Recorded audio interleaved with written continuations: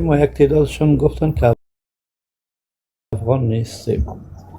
ما گفتم این چرا چی دلیل بوده میتونه که یک تعدادتان میتین بازم توفیق افغان هستیم. سلام دادین. یک تعدادتان یک دقیقه گوش کنید آقای متعال.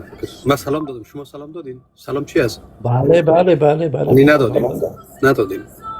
این تو خودت احساساتی بودی. من سلام دادم بر شما جواب سلام بر ندادین. سر شما میتونم السلام علیکم اول میایم امیر سلام بکنیم من بشنوم به گوشم باز بریم ما خود در داخل خانه مستی پیش بریم گپ بزنیم. بفرمایید. این دفعه دوم سلام میتی خواهی بزنید. چی بزرگان هستین بفرمایید. و بگید 1000 بار سلام میتی برای دیگه چی. علیکم السلام علیکم و رحمت الله. علیکم السلام. بفرمایید. صحبت و خدمت دوستایی که پایین لایف هستید. اختار ندید. شاید تو یگان دوستا هم رقم خودت برای یاد فراموش مقصد سلام علیکم و رحمت الله و برکاته. و علیکم السلام. و کسایی که تازه آمدین بر شما همچنان السلام علیکم و رحمت الله و برکاته. و کسایی که در این بر شما یک سلام دیگه دوست یک سلام بر شهید کشور. السلام علیکم و رحمت الله. یک سلام بر مادرای شهیدای کشور. مادران گرامی ارزش مادر بلند است. فرزندان بله. یک سلام برای پدران عزیز سربلند.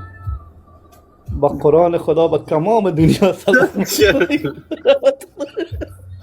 و برکات دیگه بس دیوانیم که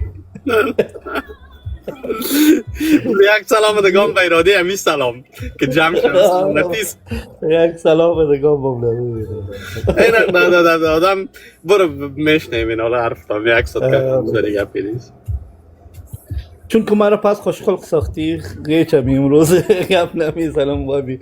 خوشخلق باشی خوب از باز دیگر روز خیلی کامنم بازم پای صحبت میکنم. کدام حرف گپ بزنم بود خدا ناخواسته لبخندت به جگر خونی تبدیل نشد. خواهش میکنم میتونی من از خود توقع زیاد ندارم. نه همین چیزا توقع میره زیاد.